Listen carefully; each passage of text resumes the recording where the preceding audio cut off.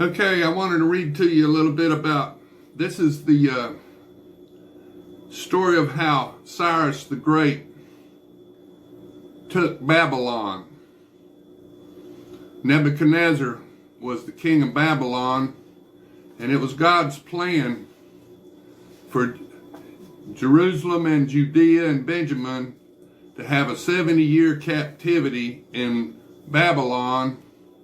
And then Cyrus the Great, named by God 137 years before the birth of Cyrus the Great. Now Cyrus is one of the few people named by God. Now this is Herodotus, a great Greek history scholar, telling us how Cyrus took Babylon.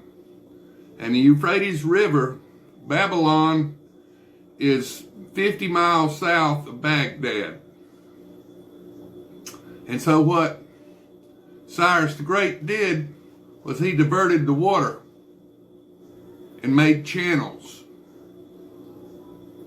And he made it so the water was down so low that his army could walk right in to Babylon. And the people of Babylon didn't notice the water going down, but Cyrus diverted the water. So let's read about it. This is what Herodotus says that he did. In October 539 BC, the Persian king Cyrus the Great took Babylon, the ancient city of an empire covering modern Iraq, Syria, Lebanon, and Israel. In a broader sense, Babylon was the ancient world's capital of scholarship and science. The subjects provided soon recognized Cyrus as their legitimate ruler, since he was already lord of peripheral regions in the modern Turkey and Iran and Afghanistan. Is it not exaggerated to say that the conquest of Babylonia meant the birth of a true world empire? The Achaemenid Empire was to last more than 2 centuries until it was divided by the successors of the Macedonian king Alexander the Great. That was 326. A remarkable aspect of the capture of Babylon is the fact that Cyrus allowed the Jews, which is all God's plan, who were exiled in Babylon, to return home. And Cyrus let them take a bunch of the gold and the silver and the bronze stuff that they took out of the Lord's temple. He let Israel,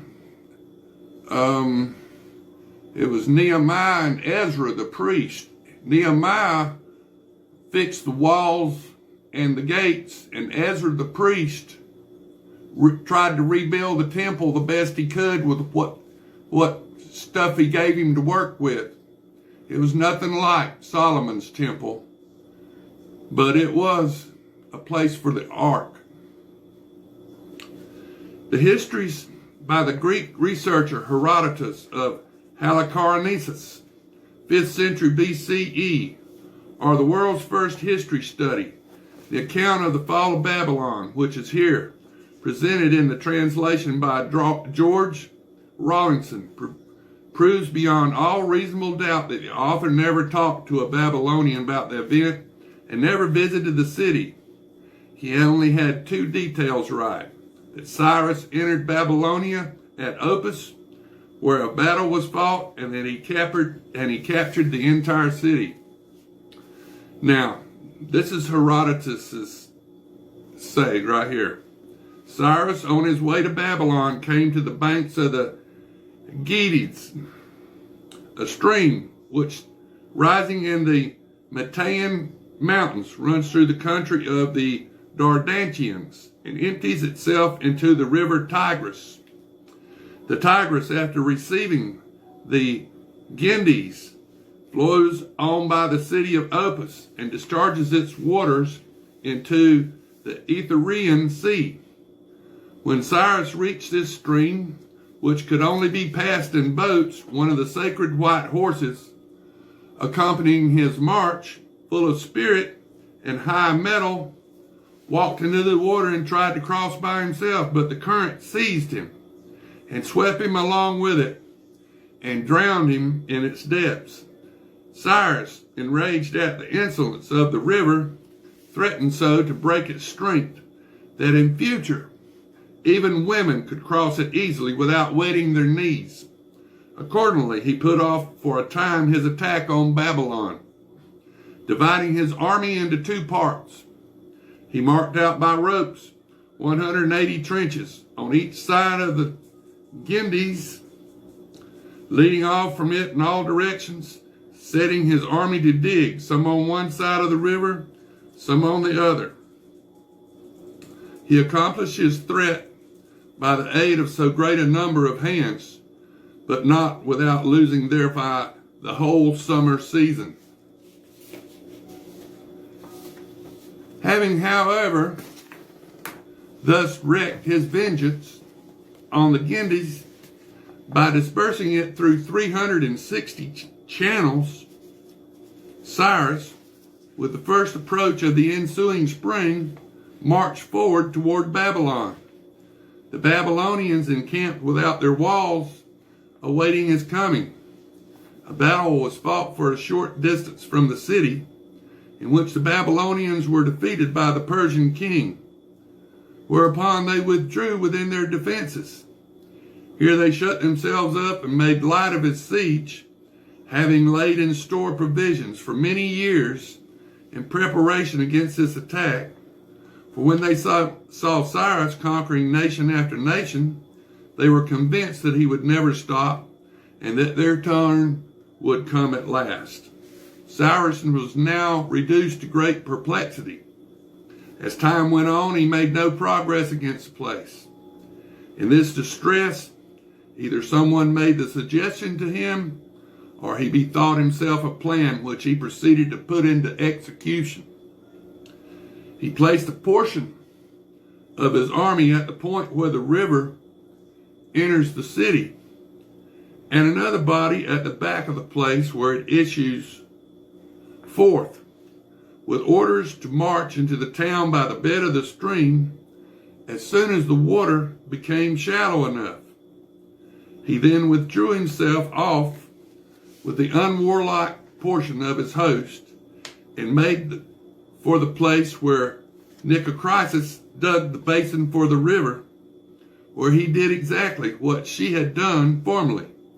He turned the Euphrates by a canal into the basin, which was then a marsh on which the river sank to such an extent that the natural bed of the stream became fordable.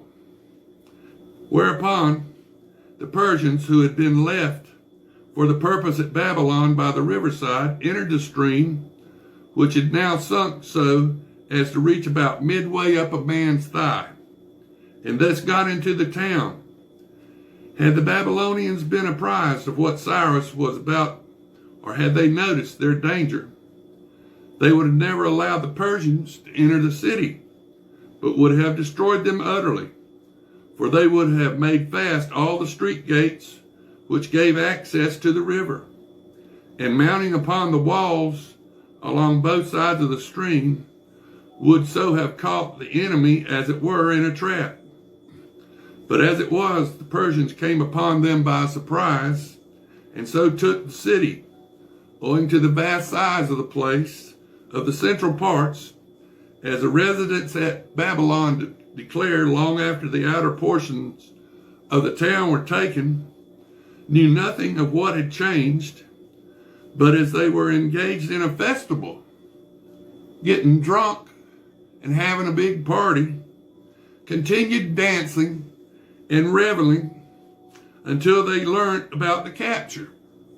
Such then were the circumstances of the first taking of Babylon. And so that's how Cyrus the Great took Babylon. He diverted the stream.